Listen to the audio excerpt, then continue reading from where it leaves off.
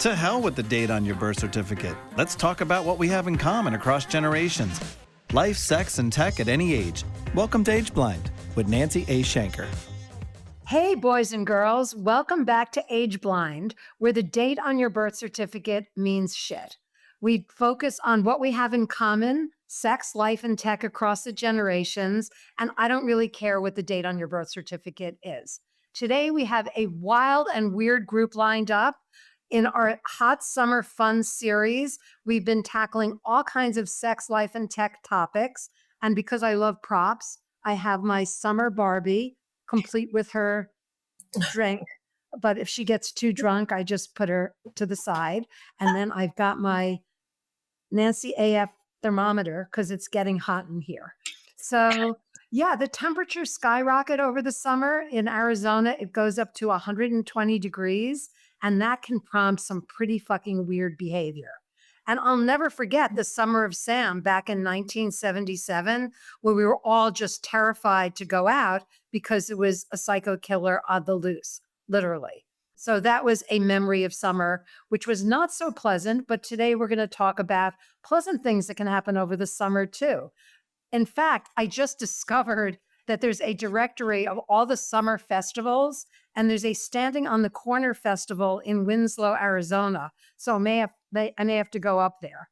We're also going to have episodes on summer love, summer reading, summer blockbuster movies. And I have, as I said, this great group assembled to talk about weird and wild things that have happened over the summer. So let's just jump right in. I would love for my guests to each introduce themselves, talk about where they are, and most importantly, how they met me, because some I know really well and some I don't, and you don't know any of them. So let's jump in. Suzanne, let's start with you because you have been a guest on my podcast and you have an interesting backstory. I think you and I found each other on Facebook. Think so. I'm trying to remember. So I'm Suzanne. I'm host of Sex Advice for Seniors, which is a weekly podcast that I've been doing for 3 years now, talking about sex, dating, relationships when you're about 50 and above. And I live in London in the UK, although I was brought up until I was just about 12 in Long Island, on Long Island. Long Island, yes. Long Island. And she also sings dirty songs, which are original songs from the 1940s in like a cabaret act. And you cannot believe some of these lyrics. So check out some of the stuff that Suzanne does. Kelly, you're also podcast guest, business colleague. Yeah. Many things. Yeah. Yep. Kelly Brink. I'm the host of True Crime Sleep Stories and author of 3 books by the same name. And I also help people with their social media. And that's how I met you, Nancy. As you know, I used to work with you working on your social media a little bit. Yeah. Vanessa, out in the bougie Hamptons. It's wild out here already. So, hey, everyone, I'm Vanessa. I'm based in the Hamptons, or more specifically, East Hampton on Long Island. And I met Nancy through a mutual marketing and media group on Facebook. And last but not least, my newest friend, the Tan Man, David G. Hey guys, I'm David G, the Tan Man. I met Nancy last night when I made love to her, and she asked me to come on her show because I just blew her brains with my sexuality. And I'm also an up-and-coming IRL live streamer that has a really dedicated following, and I'm all new to this. It's been 90 days. I have over 5,000 subscribers. Don't seem like much, but to me, I started with 0 a minute ago. And they seem to love what I'm doing, and I'm in Delray Beach, Florida. Wow. Cool. Very cool. So I will kick it off with some of my wildest and weirdest stories. When I was a kid out in the Hamptons, my father had a friend who had a boat, and they decided to take us all out, his kids, me and my brothers, on this little boat for an adventure. And I was probably like 9 or 10, and I can't swim. and the sky turned dark, and there was this insane storm, water coming over the sides of the boat. And I thought I was going to die. And we were all had our life jackets on. And the only thing I remember is when we showed up to meet the mothers, 3 hours later than we were supposed to meet them. My underwear was dyed red from the life jacket, but I was so glad to be alive. And as a mother and a grandmother now, I could only imagine what my mother was going through, wondering whether her whole family had drowned. So that was a scary, unpleasant, wild, weird story that just stuck in my head. I still will set foot on a boat, but only if I've seen the weather forecast. And my recent wild and weird summer story was actually involved Kelly. Not last night with David, because that was not a true story. But I believed it. I don't when I did my OnlyFans prank for April Fools, my younger daughter almost had a stroke until she got to the end. But last summer, Kelly invited me to come visit her in Iowa. And as a New Yorker, I don't go to the I states except for Illinois because Chicago is there. And I'm like, what the fuck? I have nothing to do. I went to Iowa. We ended up day drinking, meeting a bunch of randos that became part of our tribe. And I've noticed I'm talking a lot about major weather things because that's one of the things in life you can't control. In the summer, I lived through a tornado warning, but everybody seemed really calm. But the sky turned black, the sirens were going off. And here I was, a New York Jewish girl from Queens who's like faced muggings and burglaries and all kinds of heinous New York stuff. But no one ever taught me what to do in the case of a tornado. So it was pretty scary. It was pretty scary. I was even a little scared, I'll admit, and I don't get scared of stuff like that. It didn't show, probably because we had been day drinking for many hours. So Kelly, since you just spoke up, what about you? Wild and weird story from your past, something more recent? I've lived a pretty wild and weird life. So this question, I'm like, I don't even know which story to pick. But I was also going to talk about our trip last summer. And I will say, I introduced you to your first breaded pork tenderloin. And since then, Nancy, I've learned how to make them homemade myself. And they're really good. So you have to come back to Iowa and let me make you a pork tenderloin.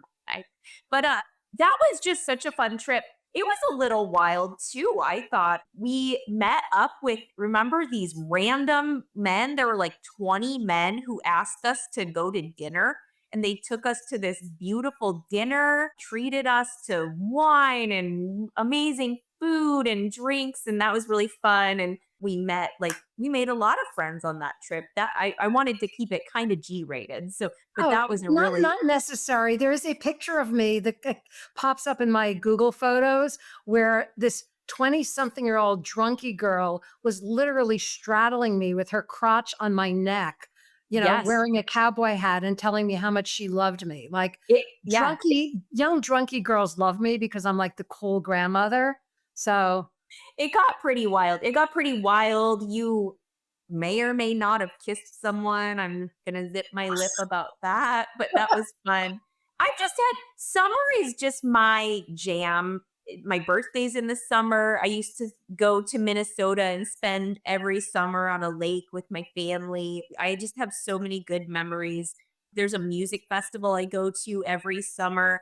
And a few years ago, it got pretty wild. I had never done like mushrooms or anything like that. I was with a group of fun friends and I tried mushrooms for the first time. So I'm going to the medical psychedelics conference in Denver in early June. So, really? And I want to meet up with you at the True Crime Festival. Yes, that's in September, but maybe I'll have to meet up with you in Denver in June because I'm way overdue for a trip there too. So love that. But yeah, so many. We'll have to talk off the show. There's so much we could catch up on. But yeah, my first mushroom trip happens at a music festival in the summertime. Well, mushrooms are legal in Colorado, so they are.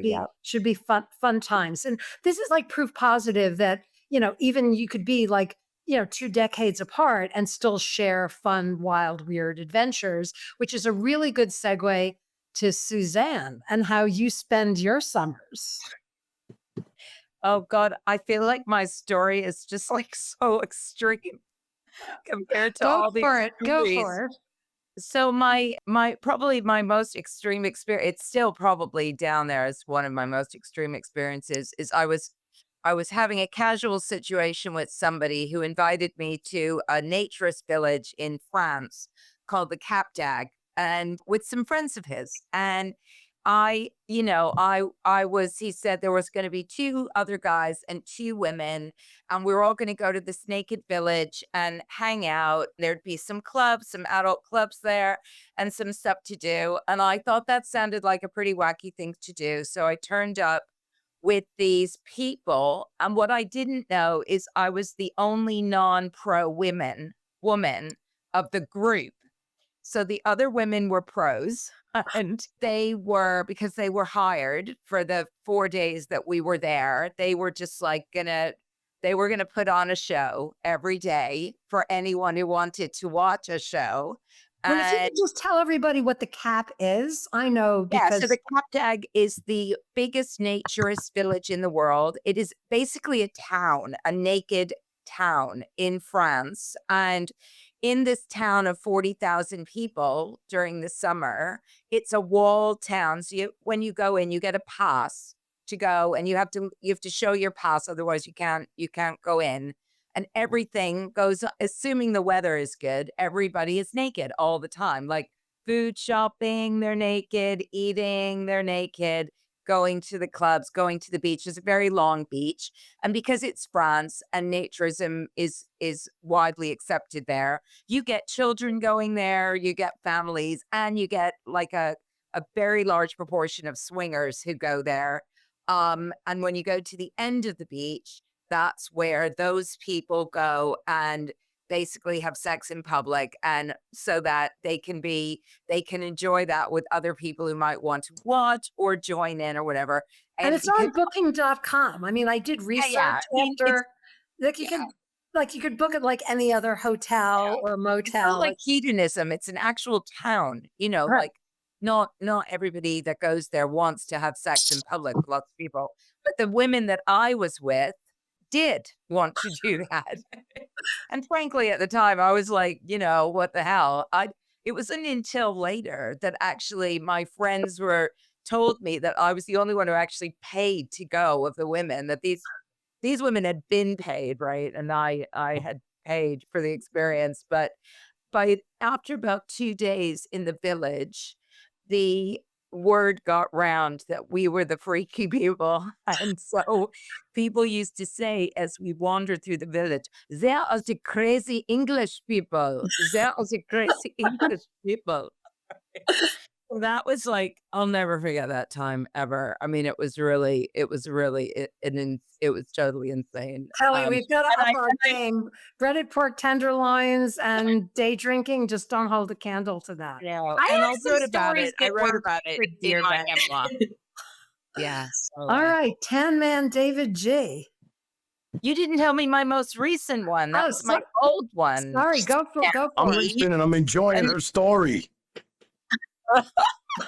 And my most recent one was going back there in my 60s last year. I went back there last year to see if it still held the same attraction for me as it had, like, nearly 20 years earlier, to see if it's still, and it was even crazier than it had been before. But this time I was just a woman on my own, which mostly is very unusual there. So yeah, I had a less extreme time, let's just put it that way. But nevertheless, it was still very, very crazy. Yeah. So on yeah. my list of places to go when I travel across the pond again. So you may get a visitor one of these days, Suzanne. Yeah. Everybody should go to the Cap d'Agde once in their life just to experience what it's like to be in a town where you have to take your clothes off. Love that. All right, Tan Man David G. Got to top that. I have a lot of mushroom stories I could tell. But Why does it not surprise me, David? I'm going to tell you a story about when my daughter was born. I'm August 8th. She's August 9th. So was the summer. She was my birthday present. And being a Jew, which I am, my great-grandparents owned property upstate New York in the Catskills.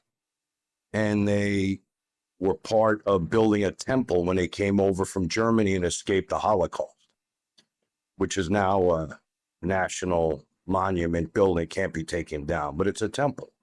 And we had my daughter's baby naming at this temple. And I had to pay for, the wine and the kiddush, they call it, if you're not Jewish. That was going to happen after the service. So they have the service, and now it's my turn to bring my newborn up to the rabbi, and he's going to bless her. So here I am. I go up. I have her in my arms, and he's saying the words, "May the Lord bless you and keep you." It's a whole prayer for a baby. I felt an electric shock go through my body. Now, you could believe this or not. I believe in the universe, okay? I believe in God and all of that. But I felt an electric shock go through my body like I never felt. I started to cry. Guys saying the prayer, I'm crying. I couldn't control myself. It was like, holy shit. I never felt anything like that. It was so emotional for me. It's unbelievable. Now, a month later, I've been bowling my whole life. As a kid in junior leagues, my mother sent me to the bowling alley, was right up the road. I loved the English muffins in the morning on Saturday mornings was my favorite thing. Bowling alley, English muffins. And I never, I wasn't a great bowler, but I had a 180 average, 190. Right after this baby naming thing happened, I wound up bowling a 300 game in the league, all strikes, with everybody watching me. And my mind immediately went right to that podium. Okay. A month later, I'm in Atlantic City. I used to go to Atlantic City and I would lose my money in 10 seconds playing blackjack. I won $7,200 in one night playing blackjack, which is almost unheard of because the house always wins. Look up at the chandeliers.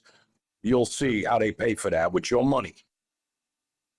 About 2 months later, I had a small radio show in a station on Long Island. You might know this, Nancy, called LIR.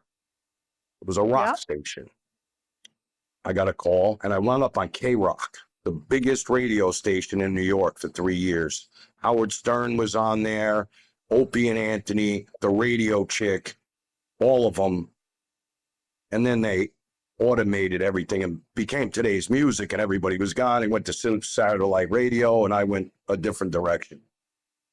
So I have to say that with all the crazy stuff that I've done in my life, that's the one memory when you just asked me, probably my favorite memory is when my daughter had the baby naming in that temple. And I believe that everything that happened for a reason for that. Amazing. Did that answer I'm going to the rub your question? head for luck next time I'm in Delray. I'm Yeah, sorry. no, definitely. Okay, something a little more recent. I'll make it quick. I stopped doing drugs completely. I was a part, trust me, every chapter of my life has been an amazing one. I was a cameraman for ABC. I worked on wildest sports, All My Children, One Life to Live, Loving, whatever. All the soap operas. I lived on 69th to Columbus. I got married. I had 2 amazing kids. 20 years later, I got divorced. I developed my pickleball tape. But one day, I went to meet some friends after my divorce, and we were at an outdoor bar in New Rochelle. And somebody asked me if I wanted to hit a marijuana, which I hadn't really done in a while, and I took a hit. And my head started to buzz really bad. And I died. Flatlined. The girl sitting next to me who had very large breasts, which I now call the blessed breasts. Trust me on this. My head fell right into her breast, and I was out for like 3-4 minutes. They called the ambulance. I was foaming at the mouth, the works, and I was floating away towards the light. Yeah. And I promised on my way, if you let me go back, I will never, ever touch another drug again. I don't even take aspirin. And then I started to hear an echo in my head. Come back, we need you. Come back, we need you. Poof. I woke up like nothing happened. 2 of my friends ran away. They were so nervous. And I woke up and I just kept saying, what just happened?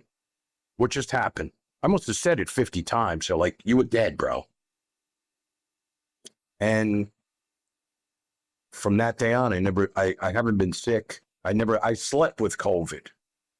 Not you, Nancy, but I slept with another COVID victim that had COVID because I told her, if you got it, I'm going down with you. She was a friend of mine, a girlfriend of mine. But at the end of the day, I will never do drugs again. I'm sorry I can't come to the mushroom convention with you guys, although I go and have the best time because I don't need drugs to be myself and be happy. I thought I did back then. I thought I needed to drink to be somebody I'm not, but I realized I'm like this all the time anyway. And I'm sorry if I took up too much time. No problem at all. Last but not least, Vanessa, you said, you've been out in the Hamptons for a while. You said you've seen and observed and participated in some wild and weird stuff. So what's on the top of the list? Yeah. So perhaps I was going to share like what started in the Hamptons and what ended in Italy. What do you think? Cool. Sounds good. I filed for divorce last August, and it was something that I was toying in my mind for a long time. When am I going to do it? I had actually retained an attorney this summer before, didn't have the courage to go through with it. So I decided to finally go through with it. Out of nowhere, there was a guy that we were friends, and I had always, he knew that I had an interest, but I didn't really know how he felt about me. So right around July, I want to say it was like mid-July of last year, he worked at one of the local restaurants out here, and I was there for what's called a media dine, which is when they invite media in and the restaurant hosts them, and they give us like a chef's tasting of all the different dishes and such for editorial purposes potentially. So anyway, I was there for that. So I was technically there, my work related purposes. But he had this one particular guy, he kept helping, out with the table, this, that, and the other thing. And I was like, anyway, I always leave a generous gratuity when I go to these things. And I wanted to extend, pretty much the only cash I had on me to him directly. And then my guest put paid for the rest on her end. But then as I was leaving, I said to one of the staff, I said, could you go grab this person for me? And the way they looked at me was like, oh, and I'm like, no, bro, I just want to give him a 20. Like, it's not, don't make it weird. So who knows what that was all about. So anyway, when I go to give this young man because I'll just say he's significantly younger than me, I'll just say. But anyway, I go to give him this $20 bill. He doesn't take the money like, oh, thank you. Like, thank you, dear, see you soon. He took it and took a deep breath, takes both of my hands and closes his eyes and looks into my eyes and says, I love you. And I was still married. I had not filed for divorce yet. And I'm like, I was stunned. And there were people that witnessed the whole thing. He didn't take me off to the side. He did it right there with people around, staff, whatever. And it was the end of closing. So people heard. It was not like a crowded room per se. I was stunned and I didn't know what to say naturally. And then he looks over at my friend and he kind of backs off. He goes, love you guys. And then he comes back to me, takes my hand again and says, I love you. And I was still stunned. I had no idea what to say. And I literally went like this to his arm. I went, I love you. Okay, I gotta go now. I'll probably be in next week. Okay, bye. Ran off. What the hell do you say right then and there? And if if people were not there to witness it, I would have thought I dreamt the whole thing. So, but the strangest thing about it was I had tried to talk to him about what did you mean by that, tried to talk to him, but he avoided every opportunity to speak to me. And it became a little strange. Like I started losing interest. I stopped there before his shift, started. Then another time, I tried again, at an off time. And I'm like, you know what? If I sent you a text, you didn't answer it. Send you a voice note, didn't. I'm like, you know what? I'm at a loss now. So anyway, I saw him toward the end of the season. I was on my way to Italy, and I figured, why not? Late, this is like mid-September. Drop by, try one more time. Well, he kind of, strangely enough, he avoided me that whole time.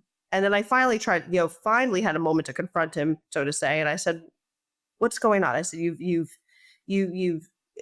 ignored all my texts." And I said, "What's going on?" He just, all he did was took my hand, gave me a kiss on the cheek, and said, "I'm leaving for Miami in 2 weeks." And that was it. And I said, "Okay, well, before you leave," they said, "today's my last day." And I said, "Great." I said, "Well, I'm around. I go to Italy in 4 days." Well, never heard from the guy, but I have not heard from him since. He's in Miami. That's all I know. So, But he loves you. What's the moral of the story? I don't. Well, it's not. That's only the part of it. That's only the beginning. So to this day, I have no clue what he meant by that. I have like friends of mine that I say I love you to all the time. Like, but not like that. I mean, that was a bit odd, I thought. So anyway, I had in all of that, I had filed for divorce and flew to Italy and ended up so I was only with my husband since I was 18 years old physically. I was never with anyone else. So anyway, I had an encounter when I was in Italy. I met this guy in person at a resort I was staying at, and we're still in touch to this day. Oh, so romantic. Love that. I'm in Florida. I'll take you out. I love you. We're all going to come to Florida now. You're on the podcast with 4 beautiful, interesting women. We may just surprise you one day. I and show up blessed at your right door. now with you guys. So that was a great range of stories. Just quickly before we wrap up, do you have any tips for our listeners of when you find yourself in a situation that is just, I don't know what it would be because we're a pretty wild and weird crew, like a situation that's too wild and too weird. Like, how do you exit gracefully? Like, I remember Kelly last summer when we were at that bizarre country Western bar, we had talked an Uber driver into taking us all the way onto the boonies to this club. And he had his entire family in the car with him, like babies I think in the they back. were homeless. I think they lived in their car. I think so too. It was very weird. And, Yeah. you're talking about the I love you experience, Vanessa. There was a guy who was probably close to 80 who kept asking me to dance. Remember him, the old cowboy who was actually from Arizona. And then there was a 21-year-old guy who didn't tell me he loved me, but like said that the next time I went to Iowa, he wanted to take me out for a nice dinner.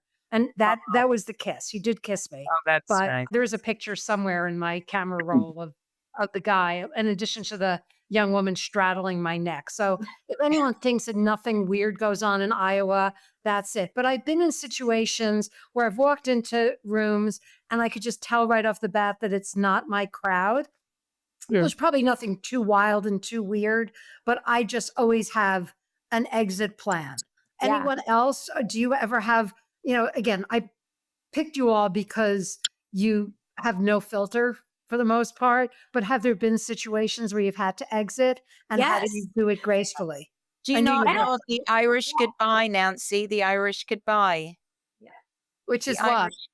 The Irish goodbye is my favorite. I just leave without saying goodbye to anybody, and I'm kind of known for that actually. Like when I say goodbye, people say, "What's going on?" Normally, you just duck out. Yeah. Well, Kelly, I Same. thought there's a true crime writer. I thought you were going to say, I just kill them. No, Plot my no. ass. But I totally agree with Suzanne. I am a huge fan of the Irish goodbye. And Yeah. now, later in my years, I'm like, I don't owe anything to anyone to make them feel comfortable or exit gracefully. If something is not serving me and I am not enjoying myself, I am fucking out of there. Like, I don't explain anything to anyone. No, I leave. I perfected leave. different waves. I have this and I have that. Like I have my goodbye sim. I don't even talk. I'm just like, I quite like that. Out, checking out. later. Yeah. Yeah. Goodbye. So before we say goodbye to our listeners, let's just go around the table. Vanessa, if people want to get in touch with you, what is the best way to reach you? Sure. So I own a media marketing and event production company. If anyone's looking to do an event in the Hamptons, keep me in mind. I do, soup to nuts, everything set up, breakdown, vendors, PR marketing, or you name it. Keep me in mind. The best way is vanessapgordon.com to reach me personally. And Kelly, what are you selling these days? Well, I've got 3 books I'm selling, and go listen to my podcast if you're into true crime or relaxation. And follow me on Instagram. Kelly, all my handles are at Kelly Brink, KELLIERINK. Suzanne. You can find me on pretty much any social media channel at Sex Advice for Seniors, but primarily these days I'm hanging out on Substack, and I've been there for a while. Cool. Yep. I'm I'm here Sex as well. Advice for Seniors on Substack. Tan Man. Well, let me just say one thing about exiting. It's different for women than for men. I'm 6'2", 220 pounds. If I want to leave, I'm leaving.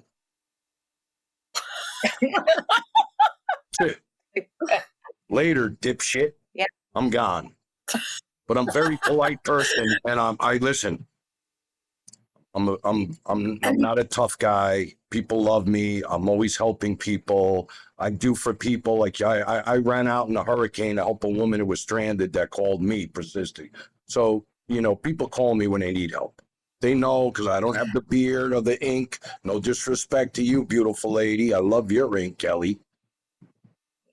But, I'm not intimidating looking like maybe some men, so they feel like they could talk to me. Anyway. Yeah. I'm hoping. I'm a live streamer. So I didn't even know what that was till, 3 weeks ago, a month, 90 days. 90 days, I got 5,000 subscribers and over 70,000 views. All my videos, I get over 500 people watching me just sit at the beach and talk and play rock and roll. If you like classic rock, I'm your boy. And I would love On YouTube?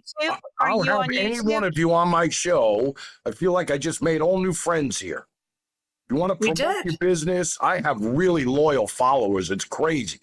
You could find me in one place, @Tanman IRL, in real life.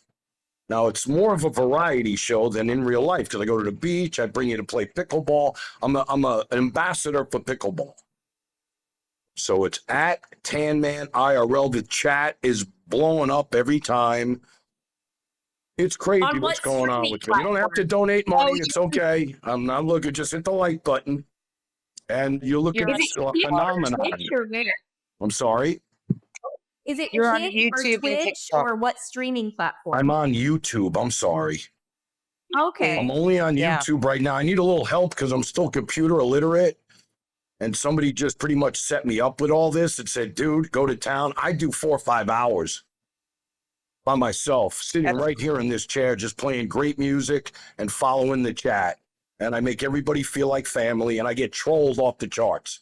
I get trolled like nobody gets trolled. Jew boy, stinky Jew, and I come right at them like a ton of bricks. So they Well, troll that's me how more. you know that's how you know that you're a brand when you start making I have some of making the enemies. top trolls in the country that found my little niche, and they're all gravitating to me. And I just invite you, watched the- please, to come in and be in the chat. Please, if I see you, I'm going to pull you up. All right, David, you're getting in the huck. Sorry. Yeah. That's okay. Yes. Speaking of trolls, I just watched the Pee Wee Herman documentary last night. It's great. Talking about people who achieve fame and then have it taken away from them. That's actually going to be one of my upcoming episodes, is how to become hot. I have a PR person and a Instagram brand talking about how they achieved fame. So David, be sure to listen in to that one. Oh, everybody should listen in to all of my episodes. And the best way to find me is nancyaf.com, I launched the brand in February because I no longer give a fuck at the age of 69. I'm on Instagram, I'm on YouTube, I'm wherever you happen to get your social media. And the podcast is on Spotify, on Apple, wherever you get your audio, or you could see our lovely faces on YouTube. And watch and listen to all of our episodes this summer. We have some great ones coming up about hot summer fun. And above all, remember in your travels and adventures this summer, be age blind and peace out. Yes.